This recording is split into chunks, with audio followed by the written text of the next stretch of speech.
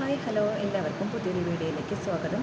നമ്മളിന്ന് പഠിക്കാൻ പോകുന്നത് 9ാം ക്ലാസ്സിലെ കേരള പാഠാവലിയിലെ പ്രശസ്ത എഴുത്തുകാരൻ തിരുനെല്ലൂർ കരുണാകരൻ രചിച്ച തരിശു നിലങ്ങളിലേക്ക് എന്ന പാഠഭാഗമാണ്. നമുക്ക് നോക്കിയാലറിയാം, കർമ്മോത്സവയുടെ ലാവണ്യമുദ്രകൾ എന്ന യൂണിറ്റിലാണ് ഈ പാഠഭാഗം വരുന്നത്. ഈ യൂണിറ്റിൽ അദ്ദേഹം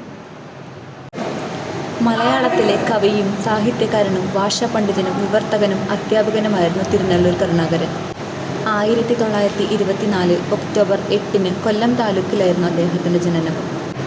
ചരിത്രത്തിൽ ബിരുദം നേടിയ ഇദ്ദേഹം കൊല്ലം SN കോളേജിലെ മലയാള ട്യൂട്ടറായിട്ടാണ് ഔദ്യോഗിക ജീവിതം ആരംഭിച്ചത്.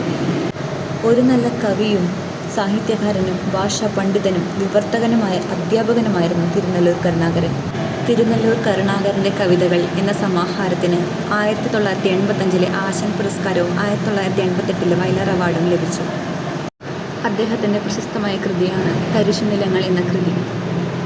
തരിശു നിലങ്ങളിലേക്ക് എന്ന കവിത കേവലം കൃഷിഭൂമിയുടെ നവീകരണത്തെക്കുറിച്ചുള്ളതല്ല, മറിച്ച് അടിച്ചമർത്തപ്പെട്ടവരുടെ ഉയർത്തെഴുന്നേൽപ്പിൻ്റെയും പ്രതിരോധത്തിൻ്റെയും ഒരു ശക്തമായ പ്രഖ്യാപനമാണ്. തരിശായി കിടക്കുന്ന വയലുകളിലേക്ക് അവയെ പുനർജീവിപ്പിക്കാനായി അണിനിരന്നെത്തുന്ന കർഷക തൊഴിലാളികളുടെ വീര്യവും ദൃഢനിശ്ചയവും തിരുനെല്ലൂർ കരുണാകരൻ്റെ ഈ കവിത വരച്ചു കാട്ടുന്നു. തൊഴിലാളികളുടെ ബുദ്ധിമുട്ടുകളെ വ്യക്തമായി മനസ്സിലാക്കാവുന്ന ലളിതമായ രീതിയിൽ ആവിഷ്കരിക്കുന്ന കവിതയാണ്. തരിശു നിലങ്ങളിലേക്ക് വരുന്നു കരിമുകിൽ പോലെ വേലക്കാർ.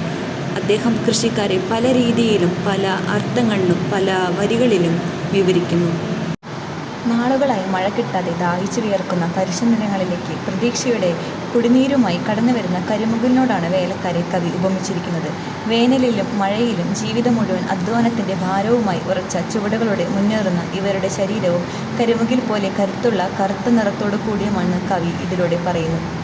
കാവൽക്കാരായ വേലക്കാരുടെയും കണ്ണിൽ കരുത്തിൻ്റെ മിന്നൽ പിണരുകളാണ്, എന്നാൽ ഇവരുടെ മനസ്സിൽ നിറയുന്നത് തെളിനീരിൻ്റെ കുളിരാണ് എന്ന് കവി പറയുന്നു. അധ്വാനവർഗം നേരിടുന്ന പ്രശ്നങ്ങളും അവരുടെ ബുദ്ധിമുട്ടുകളും സാധാരണക്കാർക്ക് പോലും വായിക്കാവുന്ന രീതിയിൽ ലളിതമായ ഭാഷയിലാണ് അദ്ദേഹം കവിത രചിച്ചിരിക്കുന്നത്.